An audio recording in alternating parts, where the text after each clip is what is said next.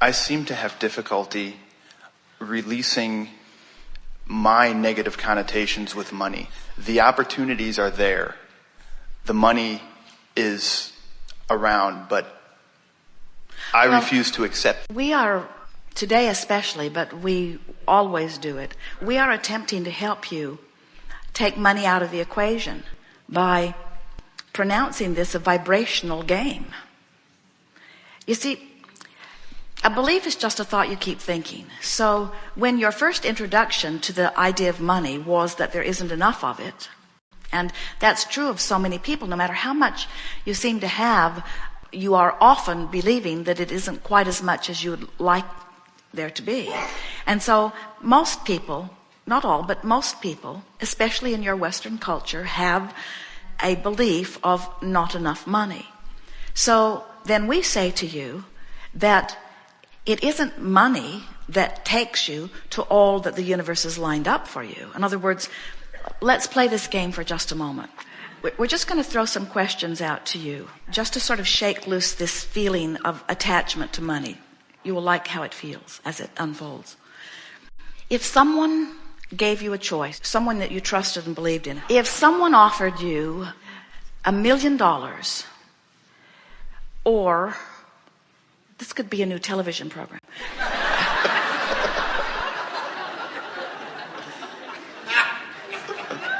If someone offered you $1 million or assured happiness, what would you take?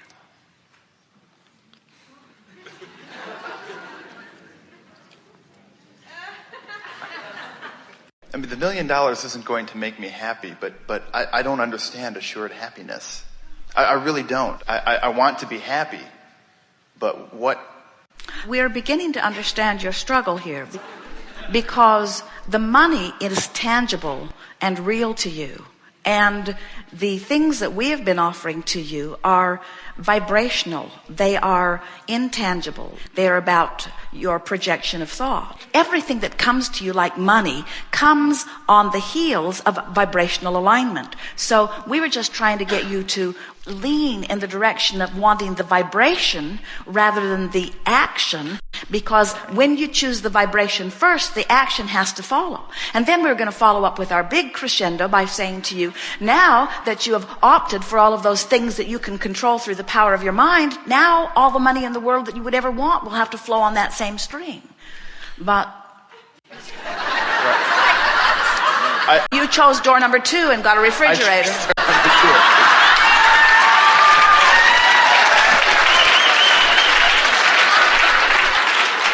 I think we've gone off on a tangent. You're the bubble blower. I am the bubble blower. And I need to blow more bubbles. But I'm trying to take money out of the equation, and I can do that. I can make the money go away. But it seems to that's easy. But it's that is not what we mean by taking money out of the equation. This is, I think, the third or fourth question today about money, and it keeps coming back into the equation.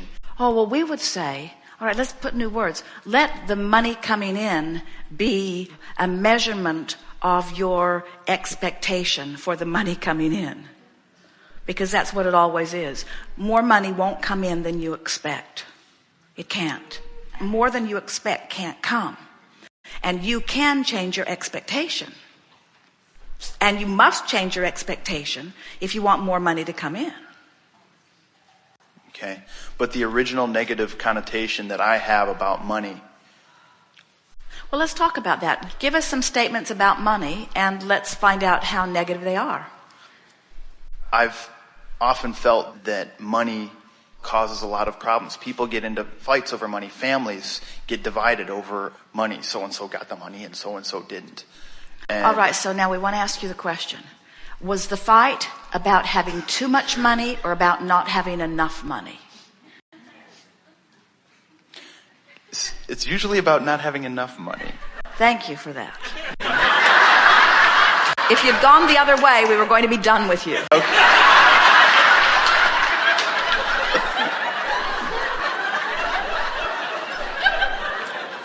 Just kidding. So it's about shortage of money that all of that is about. In other words, the reason that they're fighting over it is because they do not believe in the enoughness of it. They haven't figured out how to get it to flow into their experience. And so money is a bad thing because people fight over it. And then you stop and say, wait a minute, they're not fighting over the abundance of money. They're fighting because they feel a shortage of money. And so it's not the money that is wrong. It's the shortage consciousness that is messing them up. It's their belief in not enough money that's keeping their lives from being happy, not the money itself. And so I don't need to worry about having too much money and ruining my life. It's the shortage consciousness that I'm wanting to release. Doesn't that turn you downstream? Doesn't that feel better? Doesn't that feel better? I'm usually the one who has too much money. I'm usually not the one complaining. But I play that down a bit because people become jealous. And I actually don't really have that much money. But if I have more than so-and-so, then I feel judged because I have more money. And then when more money comes in, I reject it. Because it has that negative connotation. That may be true, but we think you're overthinking all of this. We think you've started with a flawed premise, and then you're trying to shore up your flawed premise with all of this rationale, and it's got you scrambled in a way that you can't get turned around. Likely. So what we're wanting to do is to help you to get at the root of your flawed premise so that you can let go all of this erroneous padding that you're doing to try to make your flawed premise hold water. And so here's the flawed premise, and it's not just with you, it's with most. The flawed premise is that money comes to me because of what I do, when really money and everything else comes to you because of what you think, because of how you feel. You never say, I have been so well for so long that I think I will be sick for the next 10 years to give sick people a chance to be well. And you say, I would never do that because I don't think that my being well is depriving any of them of being sick. And we say, and your having money is not depriving any of them of having money. But then you say, Abraham, I can feel what's happening here. I care more about what they think about me than I care about how I feel. If somebody is bothered because you are prospering in some way, you just have to say to them, everyone can have whatever they want, and I'm nowhere near the prosperity level that I am on my way to, because the sky's the limit, and I'm not there, and you too can have all that you are wanting. Whether they can hear you or not has to do with where they are relative to the subject. There are two things that are vibrational problems for humans that stand out above all others. One is money, because it interweaves with so much of your life experience. And the other is your physical body, because you take it nearly everywhere you go. So if there is a lack or a shortage that has to do with either one of those subjects, there is a tendency that all day, every day, law of attraction is just bringing you more evidence that compounds that belief. So you believe it, law of attraction gives you more of it, you see more of it, you believe it more.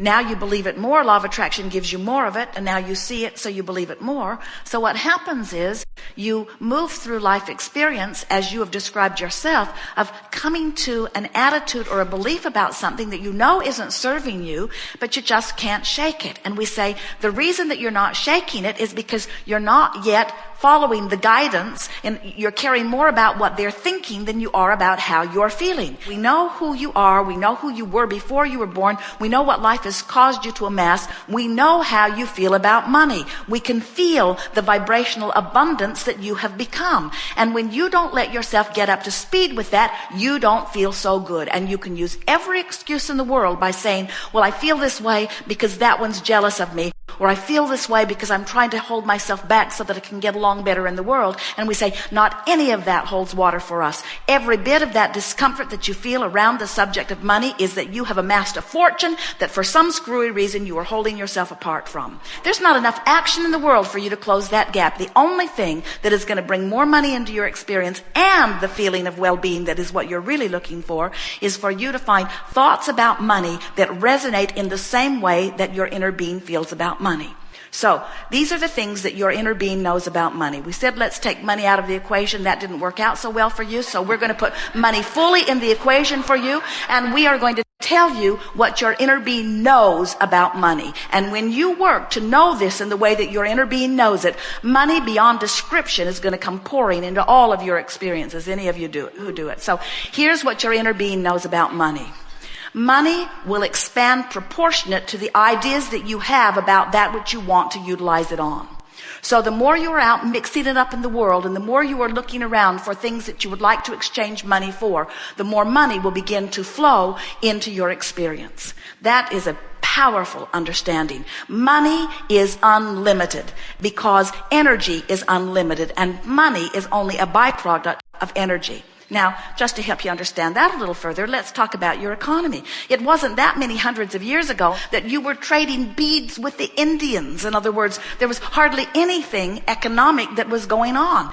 And you have not hooked up a pipeline to another planet somewhere where the economy is being infused into your in other words, the economy is nothing more than an expansion of the human desires.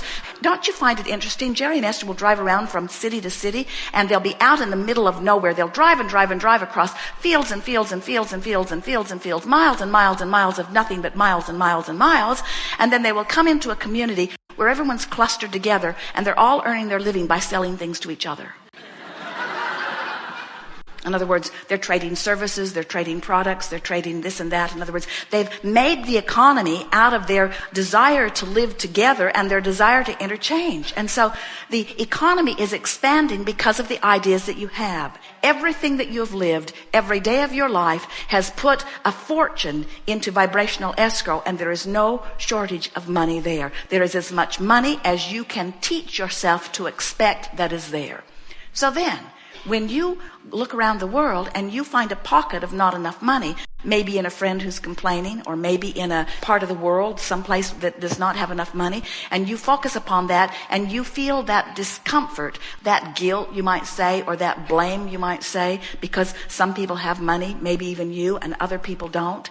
That discord is because you are looking at something that your inner being will never look at, because your inner being is looking at all of the culmination of all of the resources that all of the people who have lived in poverty have put into their vibrational escrows.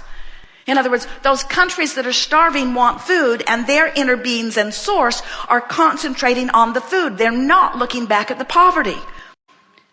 Are you getting this? In other words, the source has given its undivided attention to the expanded version of life for all of you. And when you don't feel good. Don't blame it on them being jealous of you. You're not lining up with who you have become, and you've got to if you are ever to feel good again. Good time for a segment of refreshment. Thank you very much. We are complete.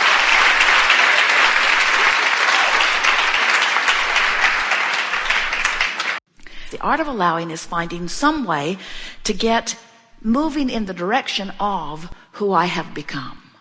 And what we've noticed, and we so want you to catch the feeling of this, when something's happened and you're pointed upstream, and you finally decide to just let go of it. And so you just drop the oars, so to speak, and the current turns you. In the moment of that turning, even though your manifestation is way over there and you're still way over here, in the moment of that turning, you feel enormous relief. And think about why. Think about the difference between paddling upstream and just not doing that. Enormous relief. We would like you to leave this gathering today with a new attitude about emotions. And we would like you, at least for a while, we promise you it will serve you very well, to say to yourself, there really is only one emotion that I'm interested in, and that is the emotion of relief. No matter where you are along this emotional scale, if you're just reaching for a thought that feels a little better than where you are, you'll let go of the oars and you'll turn a little. We are eager to talk with you about anything that you want to talk about. Nothing is off limits. It will be a wonderful unfolding. This gathering actually happened before you dragged your physical bodies here. Don't worry if we don't call on you right away or ever, because we can feel what you want, and we will invite best possibility of you hearing your answer to the chair. And it might be you and it might be somebody else.